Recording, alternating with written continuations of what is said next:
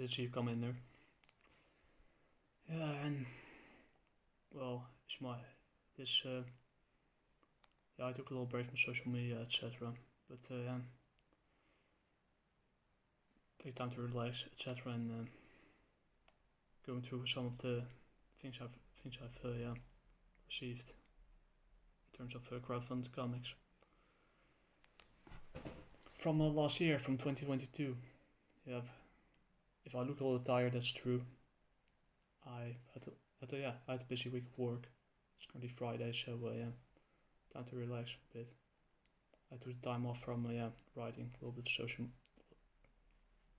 lots of social media, those kind of things. But yeah, there are some things that I really need to talk about. Get off my chest. I also read to show a little bit what I purchased over the upcoming and what I read over the last few weeks, the last few days, and this week as well. Started out good. I'll show you a bit. This is the Dutch translation of Hadashi No Gen Hiroshima. It's written by Keiji Nakazawa. It's basically he actually lived through the times of Imperial Japan, about to lose the war against the United States, and this him basically a reflection of how he had to deal with the aftermath of the atomic bomb. And yeah, that's all being incorporated into the main character, into Gen. It's kind of a reflection of his family life, what he had to go to, what his father had to go to in the first two volumes. It's historical fiction, but it's on a level of dark. It's dark, yeah. In case of it's realistic. Not only is it realistic, it's dark in terms of writing. It deals with the dark side, the dark aspects of war, and the aftermath of and how history is written by the victors, etc., and how the oppressor can be hastened, but also what the people who were the victims of the war they never asked for, who are just living, just average, just moderate people that just want to live their lives, have to go through. And in case of in this book, I have a little spoiler alert. His baby sister. They're still trying to make her better, but despite all the thing, they try to make the best out of it, but it will end in let's say a tragedy, but also with a positive message at the end. Be like wet. Stay strong through hard times. Keep on going. Yeah, that's kind of what I'm also trying to do with Java War. Despite all the things you're going through, despite the losses you have along the way, you have to keep going, no matter what.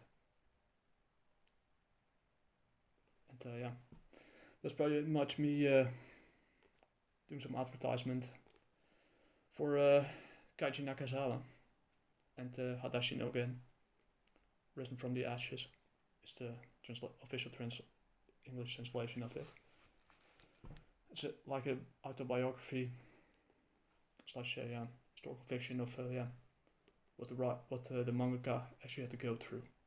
And I can't even imagine it. I've never been to war. That guy has seen it all. And basically there are political elements in it, but it's encapsulated into the story itself. And it's from an objective point of view. It shows that just treat people like you want to be treated. It's not pushed in your face. So it could be quite a piece pamphlet spread across a few volumes. So if you're into historical fiction, love history of the world wars, this is a must read. I'm surprised nobody's reading it. Almost nobody. Even my own some relatives of mine that live in Japan hardly heard of it. I don't understand why. But yeah, next thing I'm going to is one I read. I've been catching over some of the crowdfunded comics that I backed. After that, I read another one, the first one of 2023, Graveyard Shift. And long story short, there are some good elements in it. Yeah, it's written by let's see, John Maiden, Mark Bolton. The writer is Mark Bolton, artist Jose Garcia, letterer is Eric Weathers. It's a pretty good letterer. The proofreader is Steve Dye, and editor publisher John Maiden. Secret Door LLC and Haunted Pizza LLC. In this book, they're basically what's all about. It's a signal gets sent into deep space that draws it and his eye of an evil alien empire, and it's up to Team Graveyard Shift and other forces to stop that Black Emperor from taking over the Earth and destroying it or reaching his full form. And this book, I went from something flawless, almost flawless. I mean, Keiji Nakazawa's on another level that hardly anyone could beat, and the guy had lived through hard times. To this more like in the trend of superhero settings, like superheroes from could be inspired by things like Image, DC, Dark Horse, Marvel, whatever. But it kind of left me split after being excited from Hadashi No Gen to this. I don't a bad comparison, but there are some really good elements in it. Don't get me wrong, but in terms of art, it's kind of there are some good elements in it. But I can show you a bit what it's about. I mean, this is something I was used to in the previous 3 volumes. And like being, I mean, this is good. I like it. But before, this type of art style, the card fell out, and this kind of thing in this issue.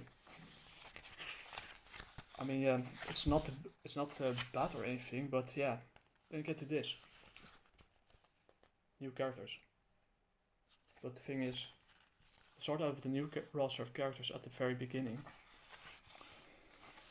And a war goes on against the Annihilators or the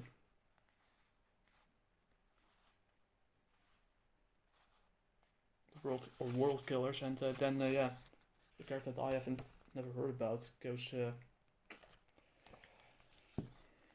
gets snuffed out by a spear through her stomach or sword, and that's it. This is once again nice double spread. Love it. The thing is, it takes a little bit too much inspiration from things like this Division X, by the way. Takes a lot of inspiration from things like DC. I mean, this could have been Batman. This is another guy with an axe. But it all gets thrown into it. I mean, this could also be a Batman or an Owlman. It takes a little bit too much inspiration from things like Fantastic Four. It's kind of reads like a movie script. Like things like Fantastic Four, and also things like Batman, the Justice League, and those kind of things, and even Shield and other associated teams like I know. But then we get to the other almost then later on we get to the other characters that are that I'm more familiar with Lilith. And yeah. With the other guy, called Bram, who apparently has an affair with him. Alright.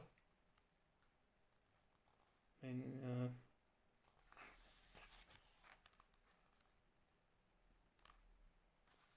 so, do I have to care about this, or what am I supposed to do?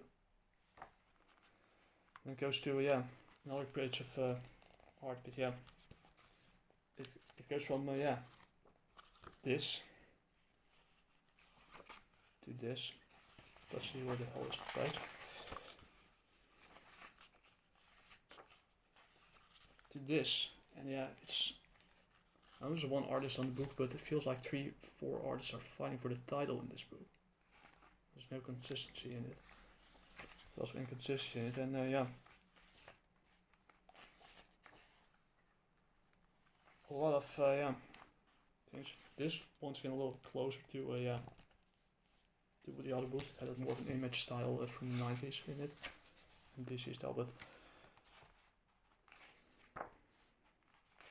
more. It's on the double spread. I wonder why they put so many into it, but now one dies, and yeah, this is the Black Emperor's ultimate form. That kind of reminds me too much of a Fantastic Four movie, where they kind of mixed Galactus with Ego, the living planet, and yeah.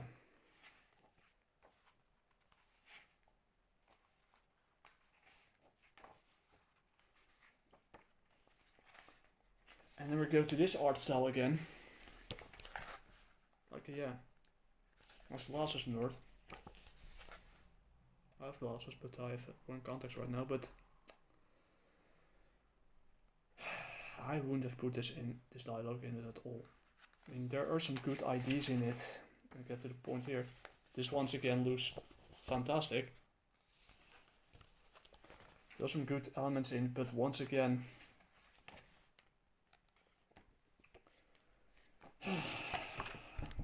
how to say this? There are a lot of good ideas in it. I mean, the background story of one of the characters was kind of has a history of the Black Emperor.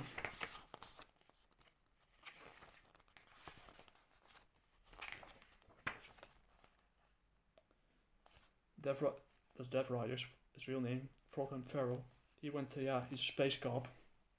He has a history of the Black Emperor, and yeah, he brings a warning. Yeah, they worship death, and they want to basically kill everything in the galaxy, every speck of life in the galaxy. I think it would have been better if they just focused on that, on Dev Rider's history with the Black Emperor, make it act like that, and beat him. But there's way too much into it. It was too hard for me to track what the hell was going on. So it's not, yeah, not really the best read.